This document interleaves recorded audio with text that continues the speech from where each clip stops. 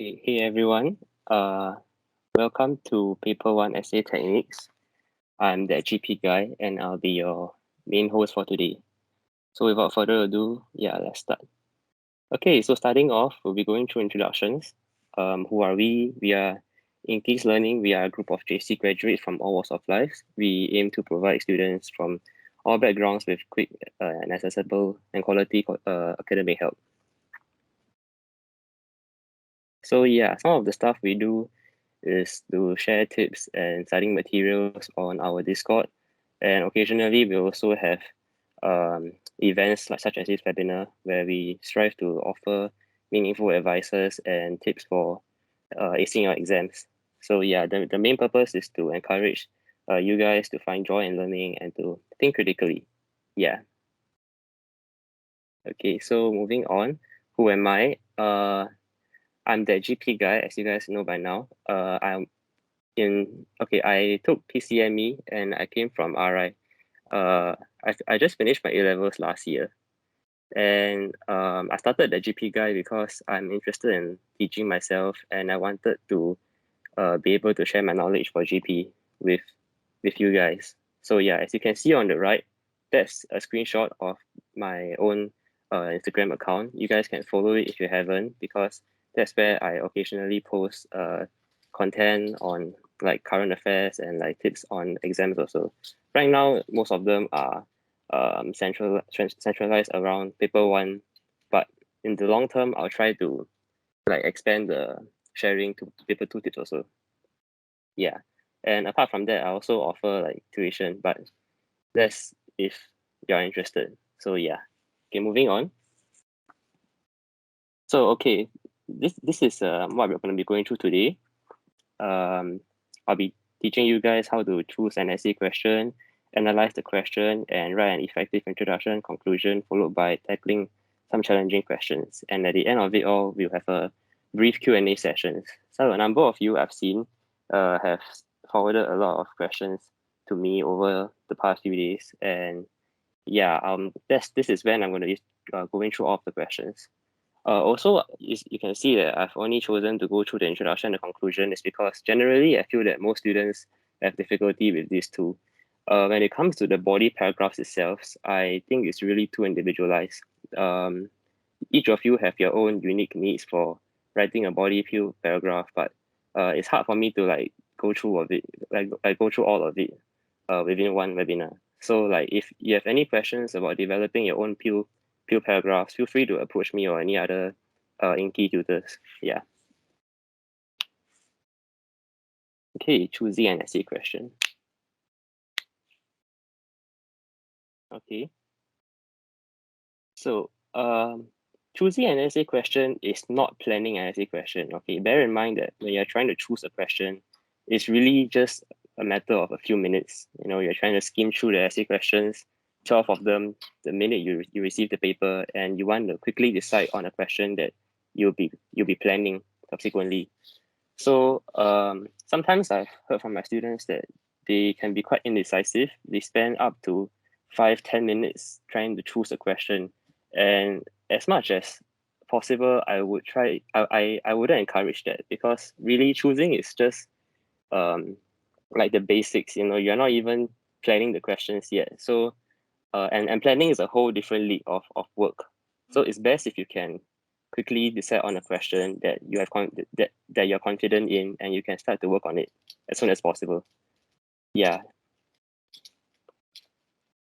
So in general, you should only choose a question if you have met the following criteria. It's pretty simple. Firstly, you must be familiar with the essay topic. This means that you must have adequate content knowledge and examples to address the content requirement. So this means that like maybe in your own revision, right, you have been marking for the for the topic already. Like let's say you're interested in media, you're interested in politics, and you have been collating examples for them. I mean, it makes sense lah. You don't prepare for, let's say, politics and media, and then you do an environment, because that would make no sense. You wouldn't have any um, examples or contextual knowledge to back up your arguments, and it could be disastrous when you walk into an exam without any examples. And secondly, you must understand the exam question like fully. So you can't attempt any question when you when you like only understand the question not not fully lah, because some of the questions nowadays can be quite unique and creative. The words may be a little bit chim for you, I'm not sure, but as long as you're not sure of what you're doing right, don't do it. Yeah, to be safe. Only do the questions that you truly know what's going on and you are confident that you can address it well. And of course, the last point is that you must have a firm stand on the issue. So this means that like okay, basically GP, right? In essays you're essentially like debating with somebody. Okay, you can imagine it as that you're trying to persuade somebody why he or she should agree with you on a certain topic. So naturally you must be confident in yourself. You must make sure that you know what's going on and you have all the relevant arguments that you believe you can successfully persuade a person. So yeah, it really matters a lot that you believe in what you're arguing for, because it's more fluid when you express your answers. Yeah. Okay, then moving on to question analysis. Question analysis is the part where we get serious in, okay, because after you have spent the first few minutes choosing your question, this is the moment when you need to take some time to assess the question thoroughly.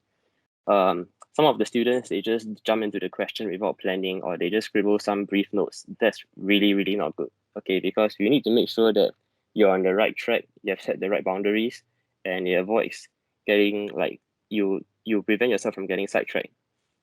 So what I propose is to adopt the 4D mnemonic.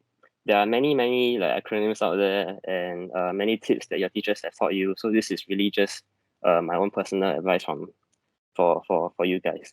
So yeah, the 4Ds essentially means, okay, the first one is a bit scam. It's identify, but identify, decide, define, and determine. Okay, so let's run through them one by one. The first one is to identify absolute or relative terms. I'm sure you guys are familiar with what absolute and relative means. Absolute, in this case, some of the examples include all, none, always, or key, only, merely. Yeah. So these terms, right, when they are seen in the statement, is is absolute because it suggests only one stand. So there is no room for uncertainty or whatsoever. In other words, the question is asking you to give a yes or no answer, but it's a must. So yeah, the example here is that education is the best solution for climate change. So clearly the word best is our absolute term, and the acceptable answers is just yes or no. Okay, what is unacceptable is that you say that yes, I believe that education is the best solution, but to some extent. This doesn't make any sense because if you think about it, right, let's say like you tell somebody that you're always listening in class, but to some extent. But that makes no sense, because you can either only listen in class at all times, or you only listen in class for some times only. So yeah, by saying that, you're contradicting yourself, which is bad lah. Okay. And moving on, for relative terms, we have like mostly, predominantly, largely. Yeah. Uh, you need to be more careful with this kind of words, because they are asking you to consider and to weigh both sides of the issue. So it's like a very common question that we will see is like more than, less than. Is environmental conservation more important than economic progress? For this question, some of the acceptable answers are yes, I believe it is more important, or yes, I believe that it is the most important, or no, I believe economic progress is more important. So these are all some ways that you can approach the question. Okay, then next, deciding on the central idea of the essay. A lot of people feel that this part is quite redundant. They think it's like quite dumb. It's very simple, very straightforward. But actually, I would say that it could be the pitfall for most students sometimes, simply because they have skipped this step. So they in the end they end up not knowing what's happening. So what do I mean by that? Okay, let me run through. So the essential idea here is to paraphrase the question, because sometimes when the questions nowadays, right, exam questions aren't as straightforward as they used to be.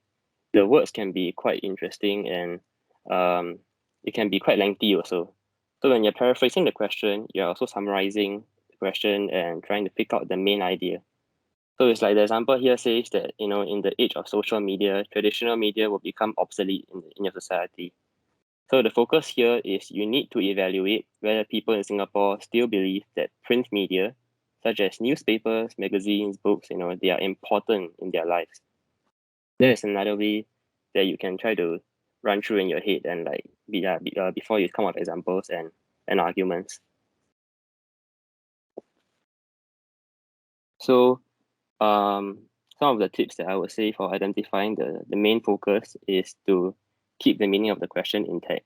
When you are trying to paraphrase the question, right, I know it's important for you to run through in your head and to summarize the question, but don't change the meaning of the word to, I mean, don't change the meaning of the question. Be careful when you use your own words to express the question again. Yeah, but as long as you don't change the meaning of the question, it should be fine. And like I mentioned earlier, when you're choosing the questions, don't choose questions when you don't understand the question fully, because there are certain keywords that are chim or confusing and you can't interpret fully well. So these questions, avoid them. Then, of course, we have words like compare to the past in your society. These are also key terms and phrases which you should look out for because they set the boundaries of your essay. And yeah, of course, lastly, you must double check to make sure that you have addressed every aspect of the question. So, defining key terms. Defining key terms is also very important because some of the questions they include certain words which are up to interpretation, and you can't leave them unaddressed. So you must be able to um, try to break down the meaning of the word in your own words and try to set the boundaries lah. So one example is like popular culture. Popular culture is pure garbage. In this case, the topic words um, that can be opened up to interpretation is the media and technology, for example. And words that you don't have to address includes like topic words with only one standard meaning. So for example, for words like education and newspapers, there isn't much to explain for them because it's quite self-explanatory. Then determine the scope of the response. So this is pretty straightforward. Some questions still include the phrase in your society or worldwide or whatever. So as long as you see that, just be careful and make sure that you can't use the examples that you have randomly. You need to you must only use the examples that are within your own society. Yeah, and of course, if you have lived in like different societies, just write the one that you're most familiar with.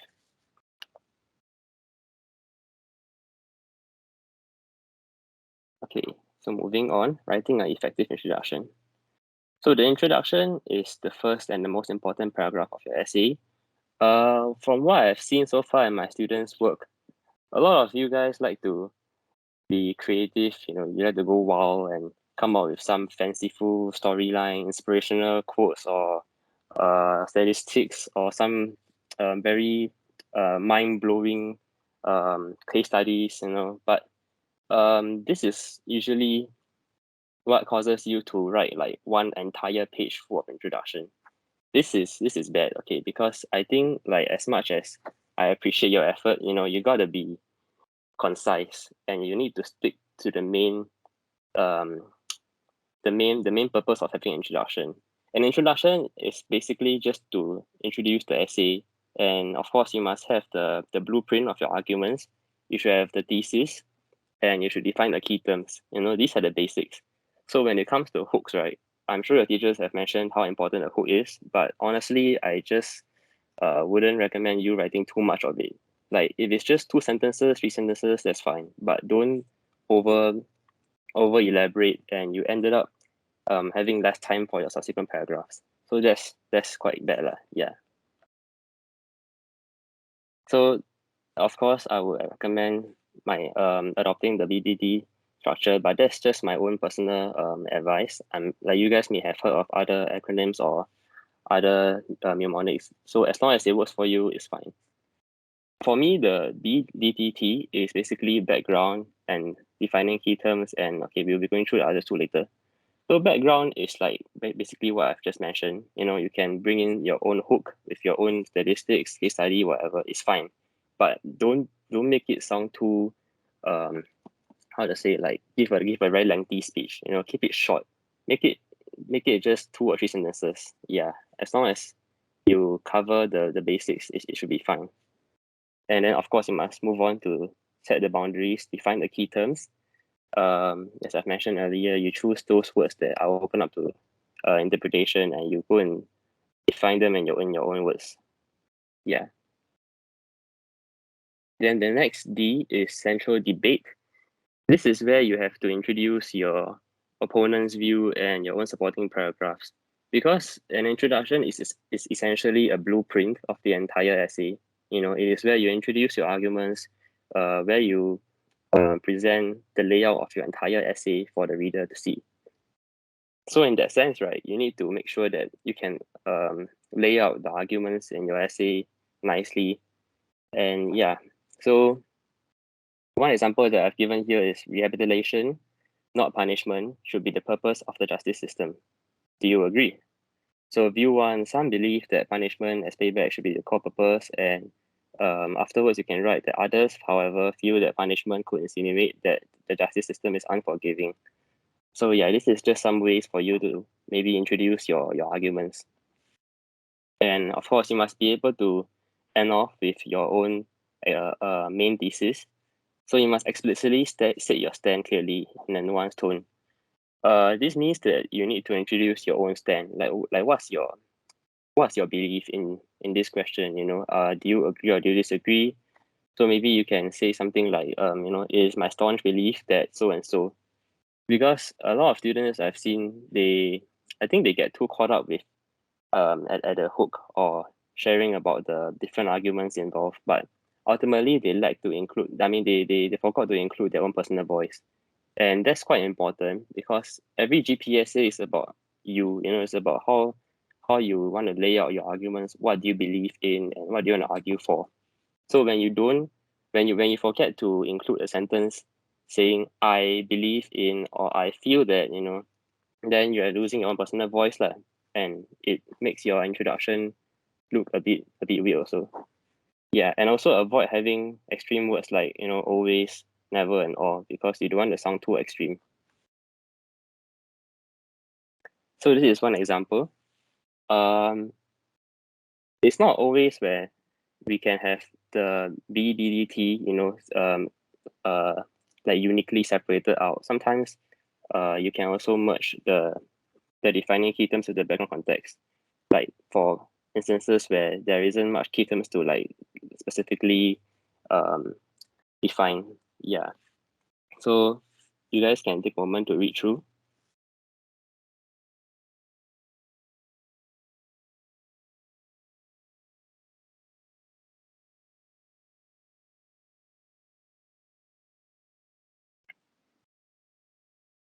Okay, so as you can see, like this is just like one way in which you can lay out your argument. I'm sure you guys have your own method, but this is just to show those who have no idea how to show your arguments to the reader. Yeah, it's simple, but it does the job, and that's what matters most. Yeah,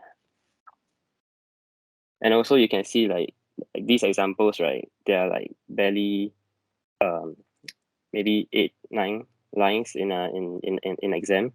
So yeah, you can see it's concise. It does the job, and you don't waste too much time writing like half a page or 3/4 of a page.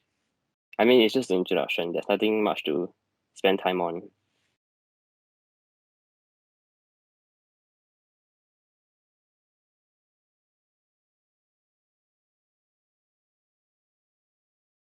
Okay, now moving on. Writing an effective conclusion. So yeah, as I've mentioned, introduction and conclusion, really, they're not the body paragraph, so please don't spend too much effort on them. What's most important is you properly write out your body paragraphs. So over here, what I'm sharing is just one way in which you can write a very succinct conclusion. You don't want to spend too much time on it. What I propose is to follow the RC the RSC method. So it's basically just reiterating and elaborating on the significance of the issue before ending off with a call to action. You want to reiterate? I think most of you will do the first part, which is the reiterating. You end up with like less than 1 minute for your conclusion, and I know that most of you will just go straight to summarize, repeating whatever you have written, and it's not wrong. I guess that works. Yeah. So, but on top of that, maybe you want to consider like expanding your conclusion by maybe including the significance. Make it sound more appealing, and it's like your final uh call for the public's uh um support, in whatever cause that you are trying to elaborate for. Yeah, it makes your main point sound more convincing also. So yeah, this is an example. The first line is the reiteration.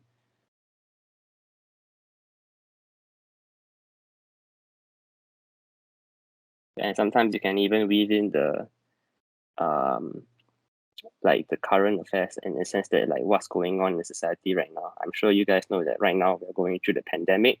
So in this case, when the question like this about online learning, is increasingly prevalent in our society and in all societies, in fact. So you can make use of the COVID pandemic to elaborate on how, in our shift to digitalize our education, we should continue to innovate and expand the list of online learning, so that we can achieve this utopian ideal. This is just one way to fluff up your language, which I'm sure you guys should know how to play around with the words yourself. But yeah, second example, do social media truly promote the diversity of opinions? Uh, yeah, I'll let you guys take a look.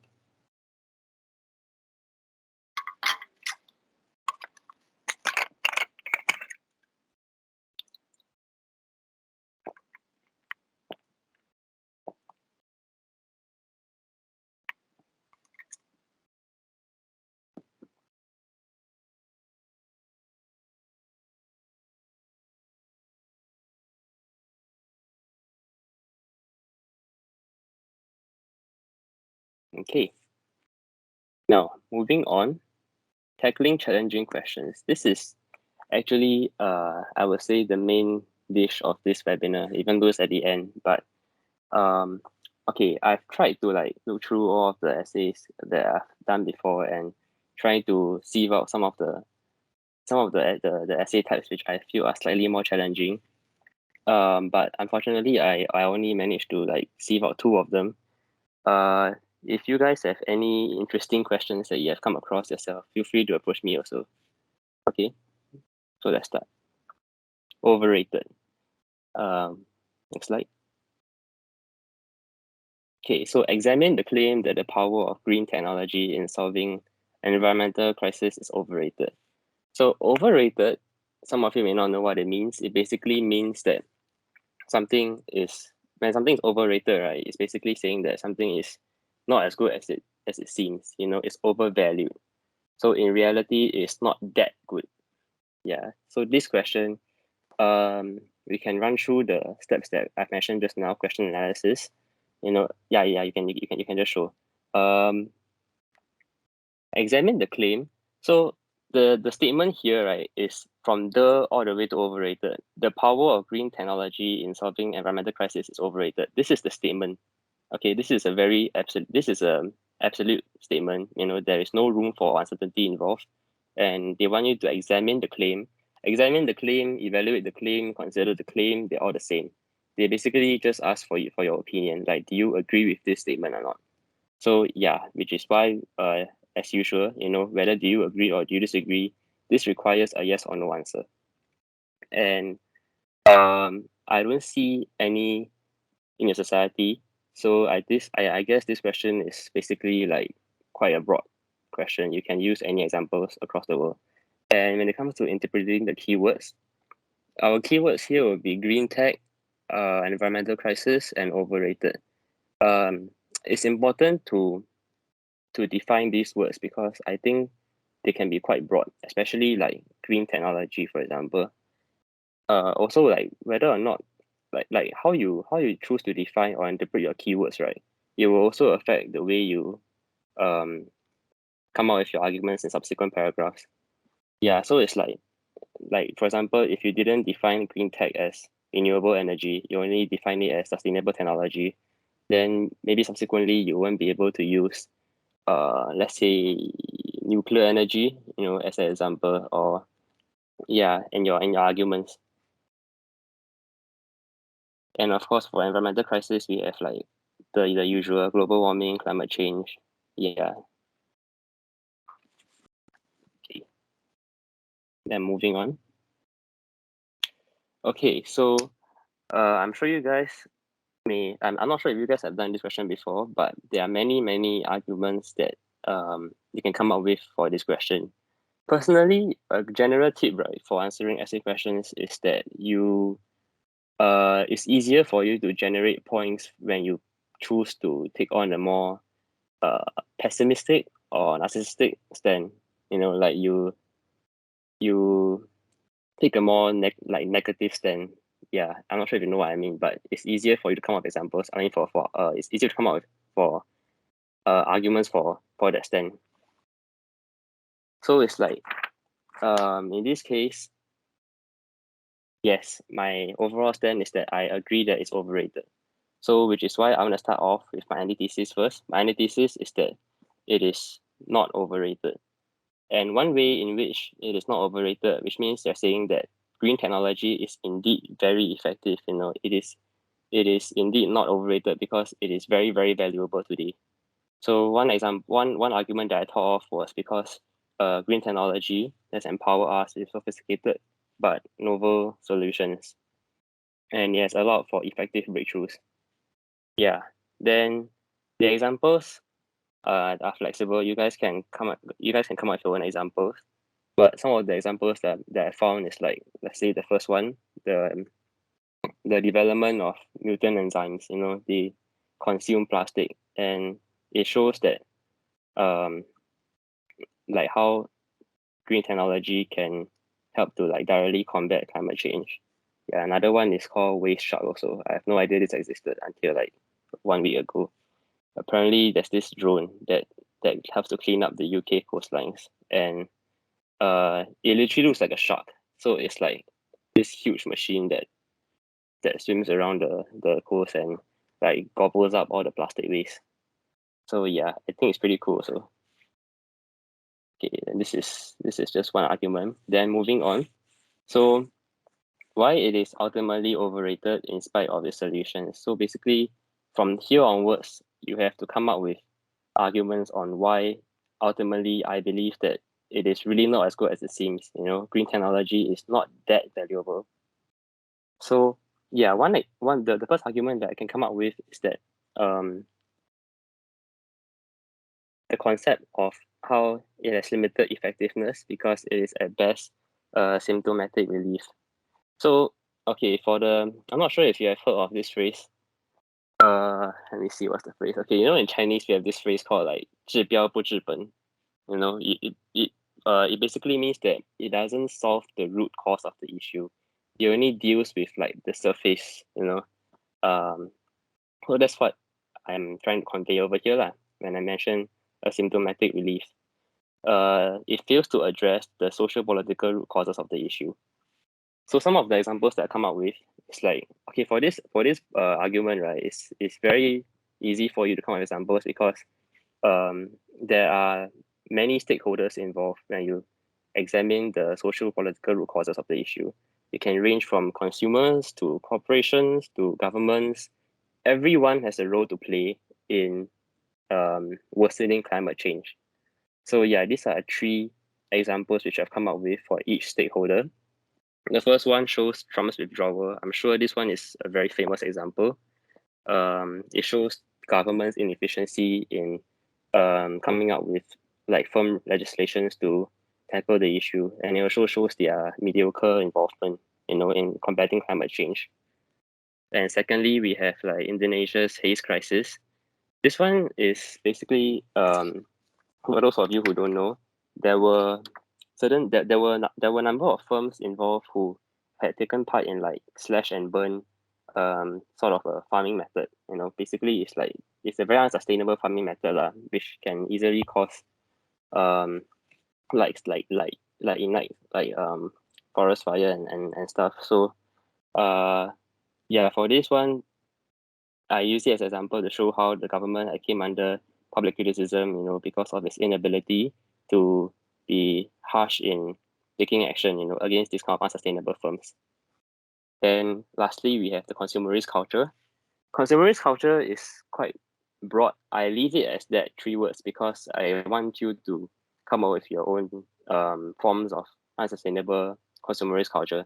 Some of the examples that I have in my mind is like, let's say fast fashion, or maybe our indifference towards like the use of single use plastic bags. Like even though we all know that plastic bags is bad for the environment, but there's a lot of shopping centers and malls around the world who still use it simply because it's convenient, it's cheap, you can't be bothered and you don't care. So yeah, that's a legitimate um explanation also. Or another one could be like uh let me see. Yeah, like pretty much that's it. Yeah, I guess. Okay, then moving on. So the second argument that I come up with is that green technology is exorbitant. And this is true. Okay, like you guys can do the research. You can go and Google up some technology out there which have been like phenomenal in combating climate change, but each of them are very, very costly. It can go up to like millions or even billions. And obviously you won't be able to implement it in like developing countries because they are often like already incapacitated but incapacitated dictated by their own domestic challenges. So it's like usually I will use examples from like the Middle Eastern countries, or um like for example in Venezuela, we have our own political power struggle, and as long as these countries are well known to have like poverty or widespread famine or internal warfare, these countries it's pretty much impossible for them to implement this kind of green technology because I mean they're already overwhelmed by their own domestic challenges. So there's no reason for them to go beyond and invest in in like technology. Like environment, saving the environment is the least of their concerns. It's not even important because the people are like dying and they can't even survive already. So yeah. Then moving on. For the last argument that I come up with is that okay, naturally green technology, right? It doesn't just rely on one factor. There's a lot of natural factors involved, and my argument here is that um, the output of energy production from green technology it may be insubstantial compared to that of fossil fuel. So, for example, right, like I'm pretty sure most of you would think of wind turbines or hydroelectric power plants, for example. When you come across this question. But the thing about these wind turbines and power plants is that they depend a lot on natural factors like, I mean, obviously there must be wind first, right? There must be wind for the turbine to turn. You can't just turn it yourself. So, and a lot of times if you Google for the research, right, you'll find out that like in some countries, it's simply not feasible for them to set up this kind of turbines is because there isn't wind. There is no um readily available um, um, water water body for them to implement this kind of power plants, or there is no um, strong wind for them to set up this kind of wind turbines. So yeah, you can use this as a evaluation of why it's not feasible. Okay, then the next question is divide and unite. Okay, food drives us people apart rather than bringing them together. Do you agree? Okay, so as usual, the basics rather than I've already underlined it. So this is a relative term. They want you to compare, compare one with the other. And the next step is to summarize the question, paraphrase the question, Driving people apart basically means divide. Okay, and bringing them together means unite. So yeah, you need to break it down and paraphrase the question. So you can see that in the third point, does food divide or unite society? That's far more direct and like straightforward. It's not so long. And also bear in mind, I chose divide and unite as a question is because it is different from cost and benefits. Okay, some of you, I think one of my student, his essay, he chose to write on like divide and unite, but his entire essay was like simply just blatantly listing out the cost and benefits. Yeah, cost and benefits is not divide and unite. Okay, the cost and benefits is like this is very general. Yes, there's a lot of ways you can approach the question, but when asked for divide and unite, right, it's very specific. There are certain unique criteria that you must fulfill before you can like use it as an argument. I think the criteria are on the next slide. Is it on the next slide? Yes, okay. So yeah, interpreting keywords. Something unites society when, for example, these are just some ways in which we can define uniting and dividing. Um, so for example, it allows for greater connection or fusion of people who share the same interests. It allows for greater understanding of each other's culture. It reinforces the sense of a shared identity, or an interest. And something divides when it leads to like unequal access, or maybe it sparks differences in opinions. So of course, like whatever I've written here, right, is non-exhaustive. I'm sure there's more ways to define it, but these are just some of the points that I can thought of when I was doing the question. So why food unites society? So like for me, right, I find it easier to argue that food like divides more than it unites. So I'm gonna start off the antithesis. Why food unites society is because let's see the argument. Yes, okay. So food acts as a universal symbol of solidarity. It transcends cultural and political boundaries and connects individuals worldwide. So yeah, I think this is quite a common answer for most students who even attempt this question. Is common knowledge. Like for example, we have like the Michelin star, and like food shows. These are all symbols which like unites individuals when it comes to topics about food. And the last point was actually quite unique. I only thought about it like just recently only because I'm sure you guys know that we have had the Trumpkin Summit just like a few years ago. So if I remember correctly, they had served some unique cuisine for that summit, but I'm not sure what exactly. You can do your own research, but basically the argument here is that food can also be seen as an emerging diplomatic tool for intercultural dialogue. So yeah, this is one way in which you can elaborate on how it connects individuals worldwide. Then divides. Okay, so this is where I need to come up with arguments on why it is divisive lah. So remember earlier on I show unequal accessibility, right? So this is my first argument. So the issue of unequal access to food is increasingly pervasive, where the developed nations can be seen relishing in the feast and developing suffer from like famine. So okay, for this argument, I think it's quite easy to come up with examples. Countries in like let's say like Sudan or Congo, these are just some examples that I've listed here. They're often plagued with their own domestic challenges, like famine and ineffectual governance, and it causes the people to rely a lot on like food imports. Okay, but on the contrary, in the affluent nations, some of them treat food as a form of art. They have like exhibitions, they have paintings and sketches. Like nobody does that in developing nations. As long as they see food, it's like the first thought is to eat it. So it's yeah, it's it's the unequal access that you can raise up as an argument. Then the next one is also something along the lines of unequal accessibility, but in the sense, but in for this case, I'm talking about the worsening rich poor divide. So, Monsanto is an international food company. You guys can Google about it. I think you will find some interesting um, findings because yes, this is quite a notorious international food company which has been criticized for quite a number of issues. This is just one of the issue that is happening. But yeah, there's a lot of controversies revolving around this company.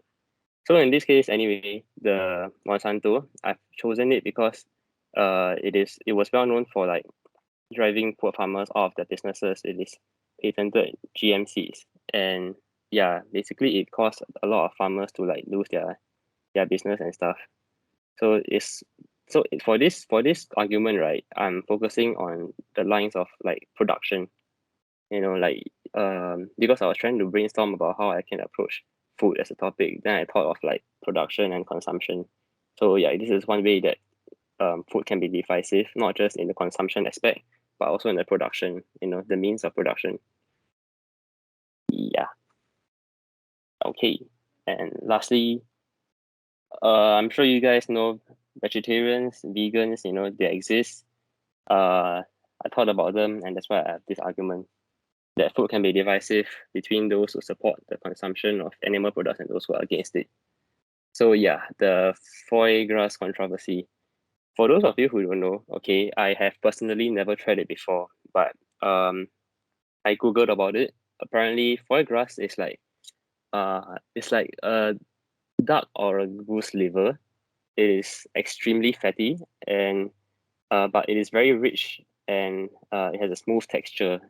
Okay, so basically it's like to even get this dish right, you need to stuff and force feed like ducks and geese with corn and like fatten the liver up to like 10 times its size.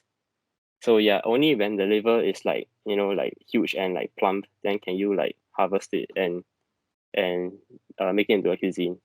And obviously, the whole I'm saying harvesting because in reality, I'm sure you guys know how gaudy it is, and yeah, so that's why it's highly debated to be a cruel um to be a cruel form of cuisine, and there are many chefs around the world who have refused to serve it. So yeah, this is just one example to show how food can be divisive for those who are vegetarian and those who are not vegetarian. Yeah. Okay. This slide, right? I only added it like last night because I was like scrolling through like all the questions for me, and I came across this question. One of you asked, what are double-barreled essays and how do I tackle it? Then I had to come up with like this slide and the next slide last minute. So yeah, but there wasn't much. Like we're not going to be going through the same question analysis as I've done before. This one is to just show you guys what are double barrel questions and how can we tackle it. Yeah, some of you may not know what the term is, but here are some examples. So double barrel questions, right, are basically questions that involves two or more questions. Okay, usually it's two questions lah. So it's like, let's say like the first question, consider the view that travel is fun but unnecessary. This is like on at first glance is one question, but actually there are two questions involved. The first question is consider the view that travel is fun. Full stop. Secondly, consider the view that travel is unnecessary. Full stop. So these are the two separate questions that are weaved into one question. I personally haven't tried doing this kind of before, but I don't think it's that difficult to do. So one way I thought about answering this question, right, is that okay, firstly you need to start off by stating your stand, obviously. And because we have two factors involved here, right, there are four stands that you can take. So like fun but necessary, fun and necessary, blah blah blah. Okay, these are all four of them, as you can see, are different from each other. They are unique stands that you can choose, and there are no wrong stands. It's up to you. As long as you know what you're arguing for and you have the examples, sure, go ahead. Okay, so let's say, for example, if you chose that your stand is like not fun but necessary, right?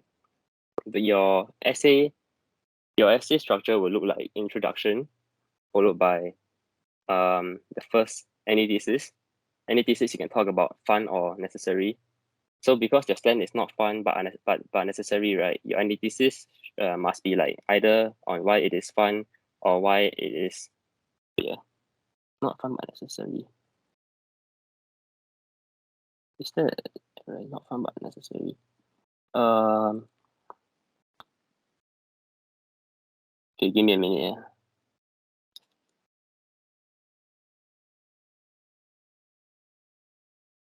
Yeah. Okay. Sorry. So that's what I was saying. Your antithesis should be on basically the opposite of whatever you believe in. You can. It's up to you to choose which stand you want to argue about.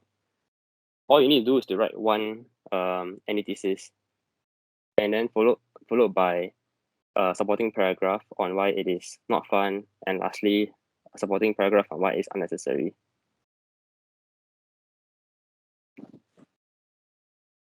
Oh yeah, sorry, can you go to the previous slide also? Yeah, so it's like I wrote one or more, right? It's because like it's up to you on whether how many paragraphs you want to write. Like in general, most people will just write 4 paragraphs, one antithesis and 3 supporting paragraphs. But uh some people I've seen they write like up to like 5 or 6 paragraphs. So it's really up to you on whether or not you want to write more supporting paragraphs or more any thesis. But in general, just make sure that like your ratio, right, is not leaning towards the antithesis. You should have more supporting paragraphs than antithesis. So like a good ratio is like, let's say like 1 to 3 antithesis to supporting paragraphs, or 2 to 4, or maybe 2 to 3. But just to make it like 3 to 2, for example, whereby we have more antithesis than the supporting paragraphs. Yeah. Okay. Thanks. We can move on. Okay. Q&A. Uh, hang on. Let me dig out the list of questions.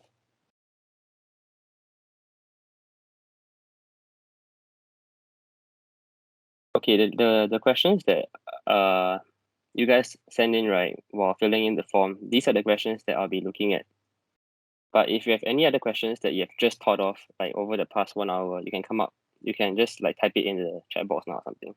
Firstly, let me see.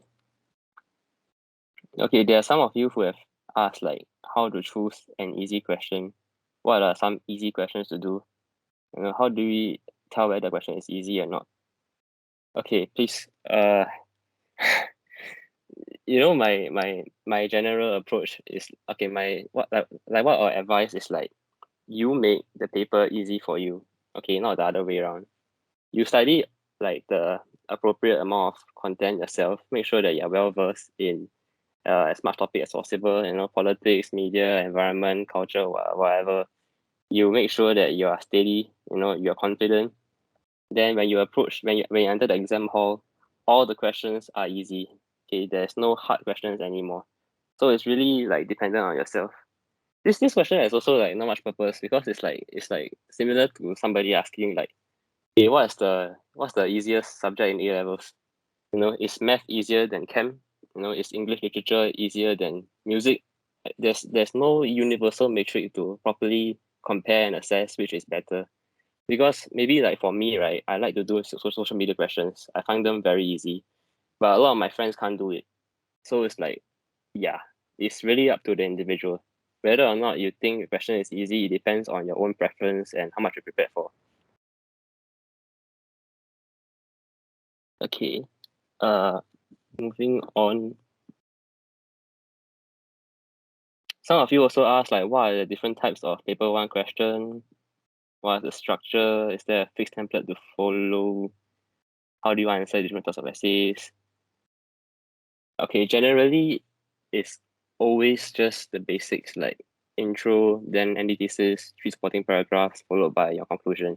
This is always the template that has been advocated by all teachers across like most JCs, as far as I'm aware.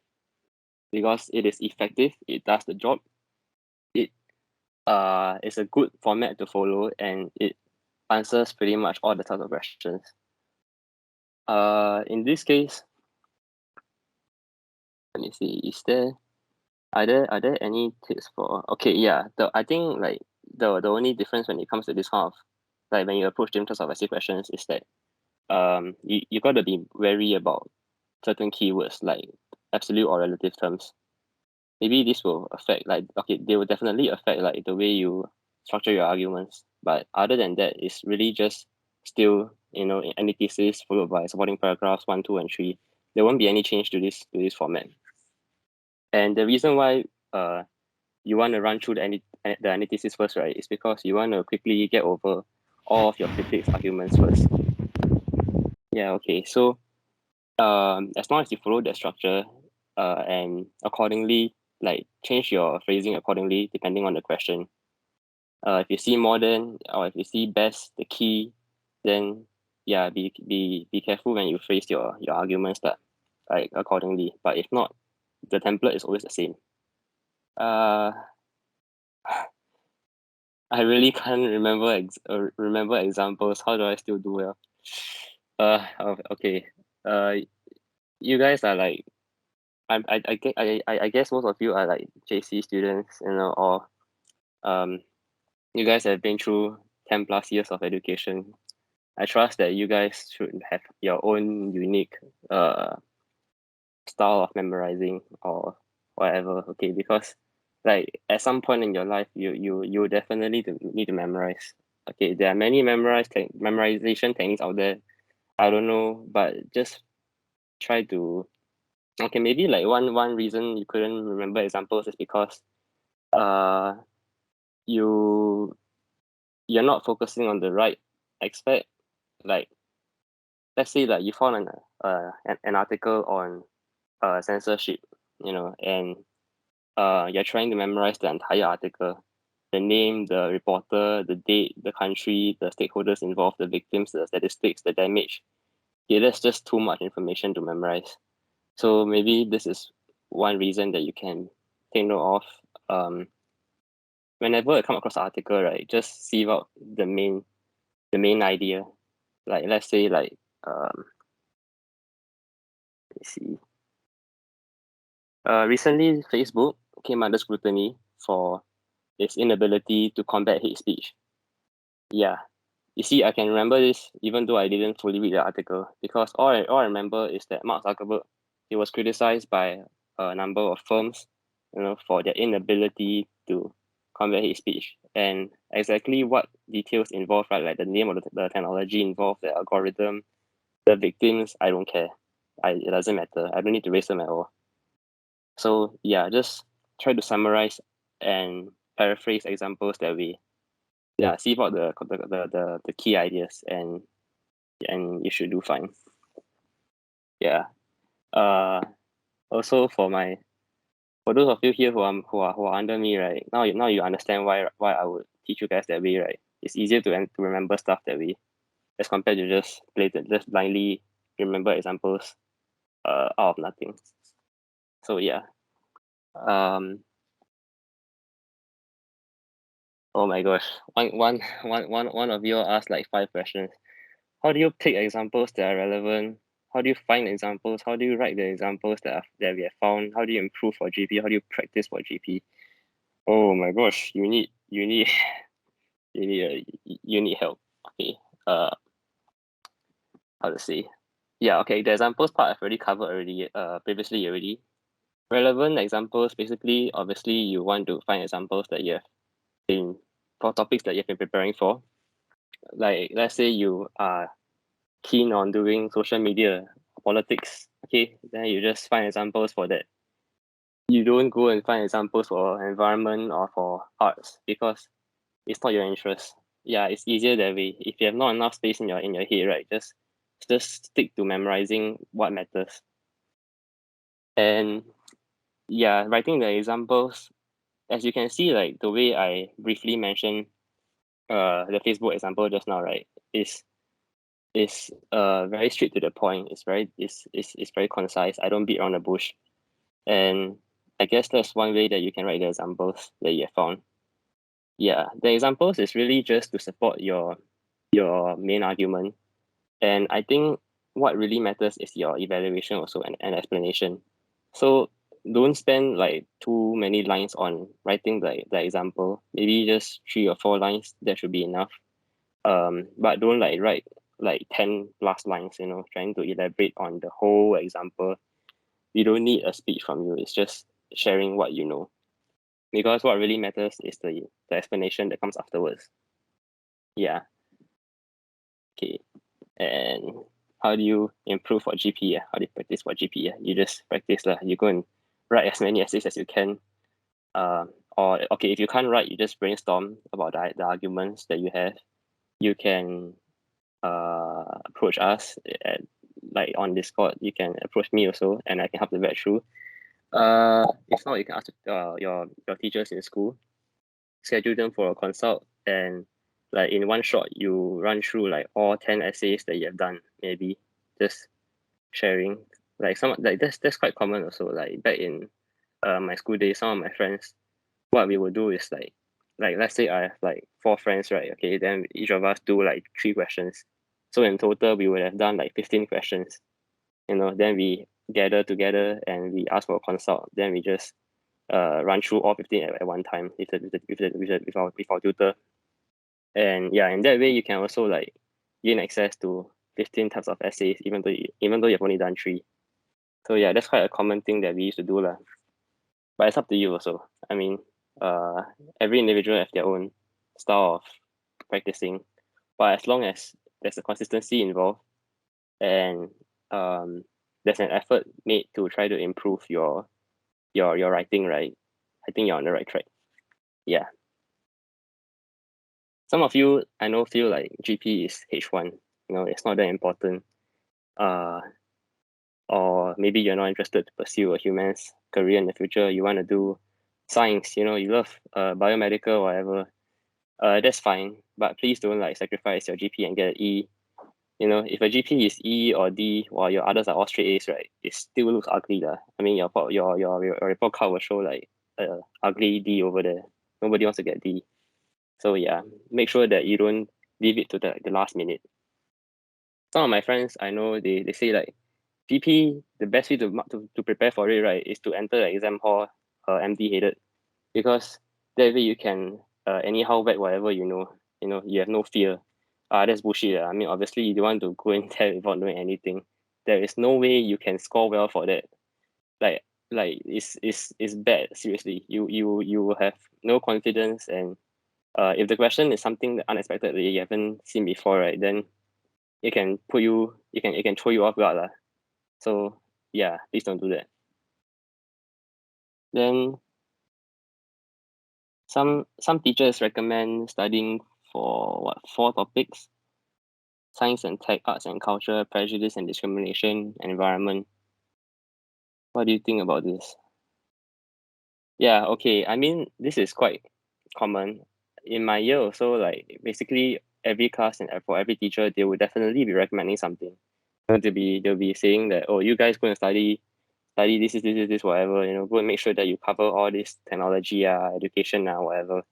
Uh, Generally, I would say that this advice, right, is given because uh, like the teachers just want to make sure that you are doing something. You have a direction that you are following. You are marking for something that matters.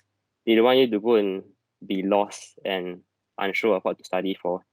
So definitely, but like generally, as long as you yourself, right, you have your own preferences, you have your own targets. You decide yourself that, oh, I want to specialize in technology and media and politics. Okay, a good number would be like, let's say like 4 or 5 topics. Yeah, don't study for just 2, politics and media, for example. That's too limited. Try to expand it to 4 to 5 topics, and it should be enough to like cope for the A levels.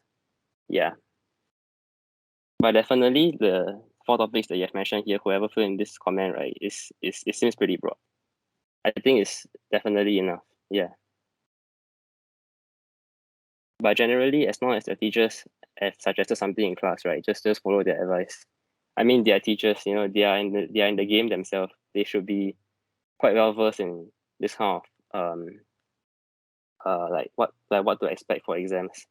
So if they have a hinting maybe closer to prelims, right, that oh study for media, right, then you know lah, like obviously media is going to come out for your exams.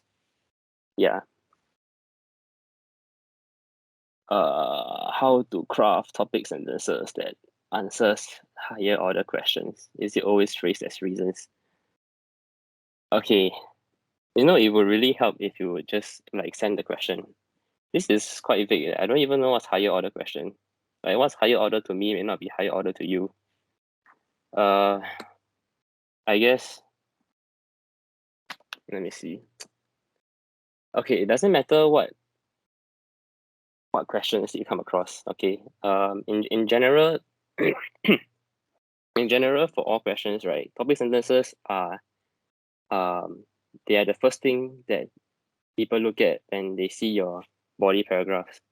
So I would say that yeah, okay, it's true that most of my students have issues with that also because like I can understand what they're trying to say, their argument, their main gist, I get it, but the way they phrase it, yeah, wow, it's like oh my gosh, it's not impactful enough, because the topic sentences are meant to be succinct and direct and straight to the point. It's like let's say like for example somebody asks you, in a real life scenario, like why do you play games? Obviously the first answer that comes to your mind is because it's fun, or I like it. Then just say it. Just say that, because I think playing games is fun. I like playing games, and you don't try to beat around the bush. Don't weave in examples, don't weave in Xbox whatever or Minecraft. I'm not asking you for examples. I'm asking you for a reason. So you just give me the reason directly and make it concise and um yeah, you don't need to evaluate or explain anything also. You don't need to tell me why you like it. Oh, because when you're young, you used to play with your father, it used to be a family bonding time. I don't care. Okay, that one is really just your own explanation afterwards. But right now, I want to know why you like to play games. Tell me that it is fun and put a full stop over there. Don't elaborate any further. Your elaboration can come afterwards, when you try to explain your further paragraphs. But yeah, the main point is to just keep it concise. I guess that's generally what I would advise for lah. But it would be better if you could just PM me afterwards and send me the question that you have come across. How do I use an essay writing method that saves us more time instead of doing supporting and opposing arguments separately? No way. Okay, no way. There's the essay writing method that I've mentioned earlier, introduction, antithesis, supporting paragraphs 1, 2, 3, conclusion. This has always been advocated by all teachers. I repeat, all teachers. It's like a legitimate format that all teachers would advise for in Cambridge.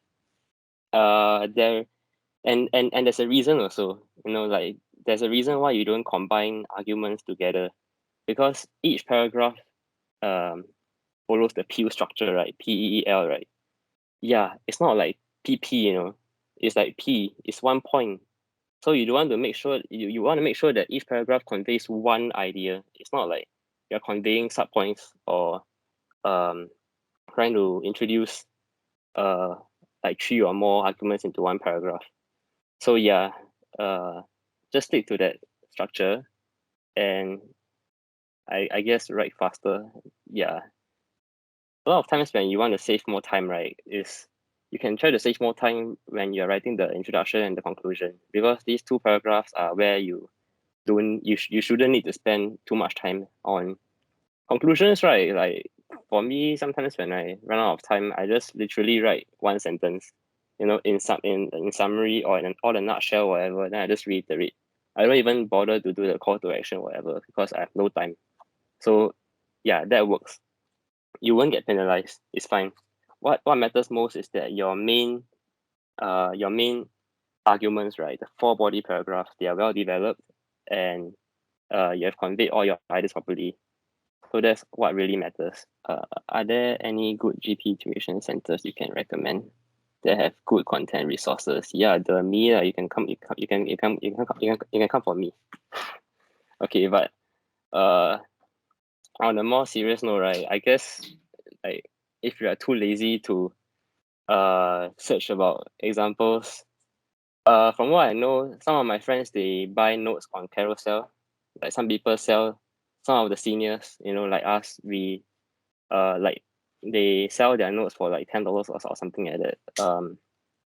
It's easier that way because like I feel like if for this student, right, whoever asks this question, if your issue is coming up with examples, then yeah, like you're fine with the writing technique, right? Then you don't need to go and look for tuition specifically. It's quite expensive that way. Yeah, a lot of the tutors they will cover on a whole spectrum of writing skills which you may not need. So if you're just looking for content resources, just go online and or I mean like go on Carousel or maybe you can even just form a study group with your friends and everybody chip in for one topic. Yeah, that's also another method. Personally, I'm not well versed in what tuition centers out there offer. So yeah, I'm sorry if I can't come up with any good brand names. Yeah. If okay, earlier on I mentioned like you can come to me, right? Like uh generally for me I wouldn't my tuition is not champion on content resources. It's like 60-70% technique and 30-40% on content. Yeah, because I mainly teach people how to craft topic sentences that are impactful. Examples definitely matter, but they're not my main focus. Yeah,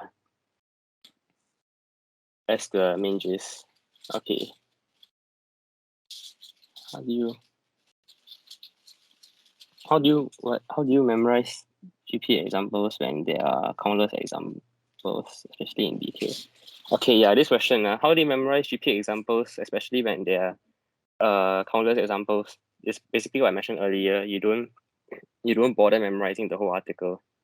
You only memorize. Okay, let me put it this way. You only memorize the details that are relevant or that you will use in your writing. Like, would you write the name of the author who wrote the article in your essay? No. Would you write specifically how many victims were affected in the different industries? Maybe, statistics matters. Would you write the country, the ethnicity of one of the victim who shared her stories? No, it doesn't matter. I mean, it's hard to memorize the exact name. You can just in your essay you could just like generalize um the article and rather than to like single out an individual who has made a remark or something like that. Yeah, unless the individual is like, let's say, earlier on in the slideshows I mentioned the one on waste shark, right? Then I think for the example raised like I got raised like the name of the company's director who who like reported how the company's product, this waste shark, is efficient and productive forever. So this is important because she's somebody in power, and I mean she's directly involved and related to the product, to the waste shark. So yeah, maybe this one is more important. You might want to spend more effort on trying to remember her name. Other names that are important includes like maybe like on a national scale, um, the names of the presidents, or maybe the names of the projects, like uh those national projects, like let me see okay, like let's say in one of my recent posts I mentioned Pegasus project on a world of hacking and intrusion into the surveillance technology. Yeah, so this is one name that you have to remember because you will definitely be mentioning it in your essay. Yeah, let me see. Okay, I think I'm mostly done. Are there any here? Oh, there are questions here.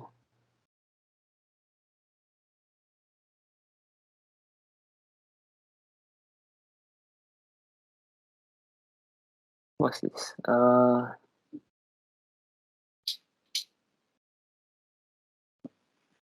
Can I ask about your method of studying for paper one? Did you study examples for specific topics or broad examples? And did you study using examples or essay plans? Okay, let me share with you about how I study. So like basically for me, right, I would say that I um okay, let me think of how to put it.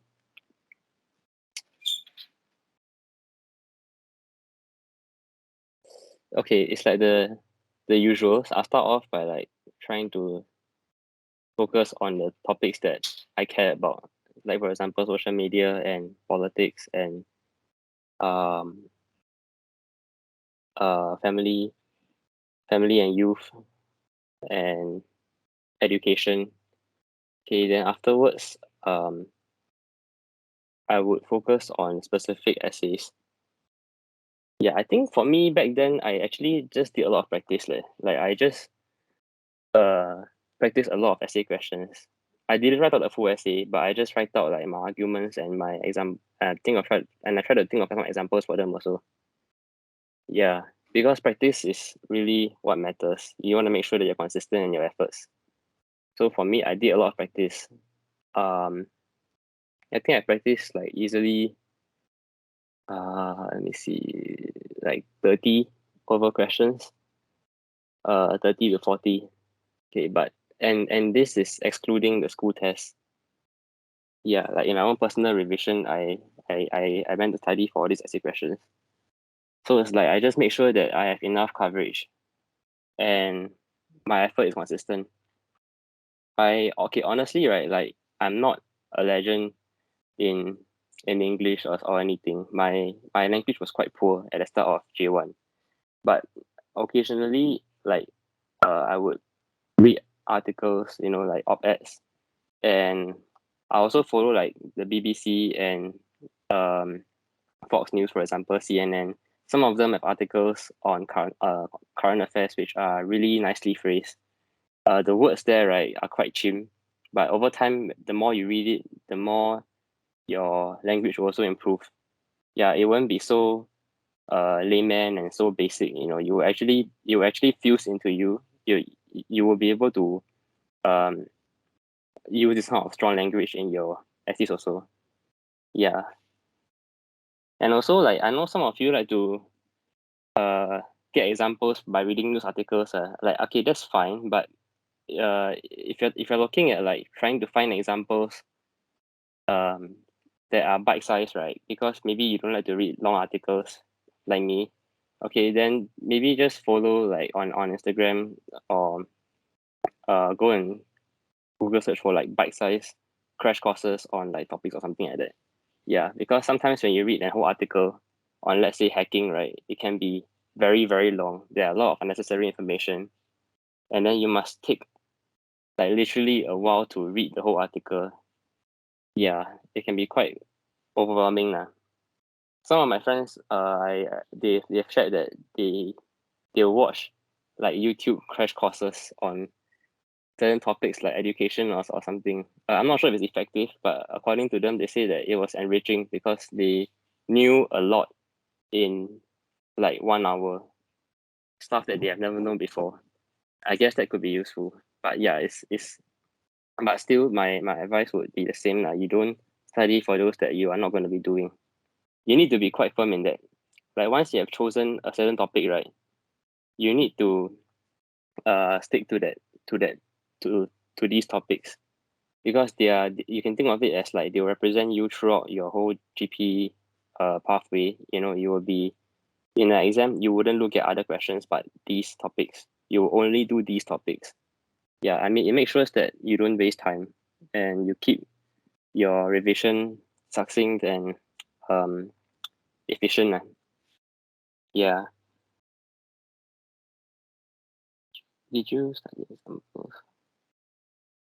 So yeah, as I mentioned, okay, usually I will prefer to use broad examples because sometimes broad examples can be used across different essay questions or even different topics also. Yeah, it's like let me see. One of the examples I remember is on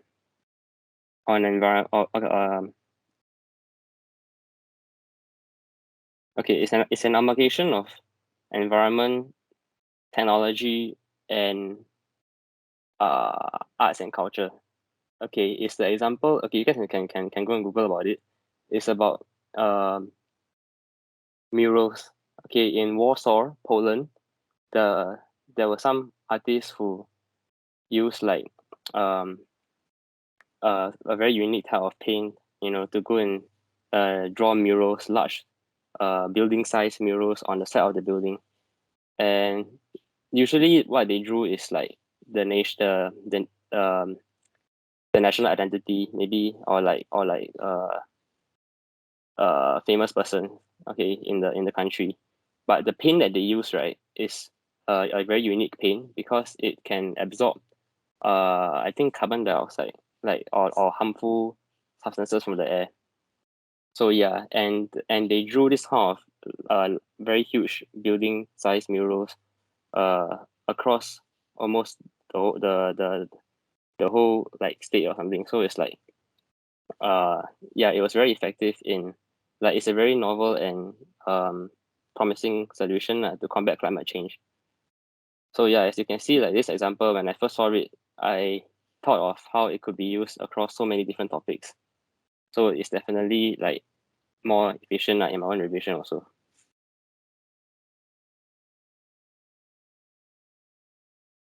And what's this? How do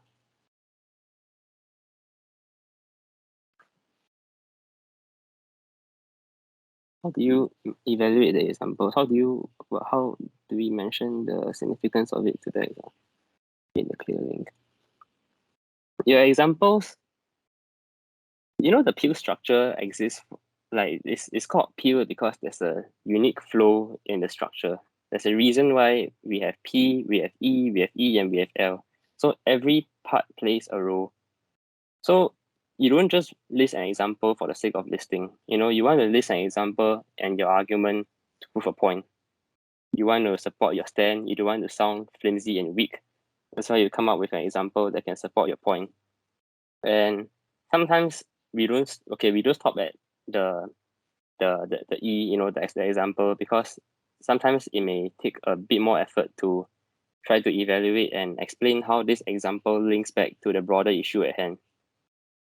Yeah, so definitely you need to mention um how does this example relate to the argument that we're talking about, and um yeah, explain about how it can link back to the topic sentence.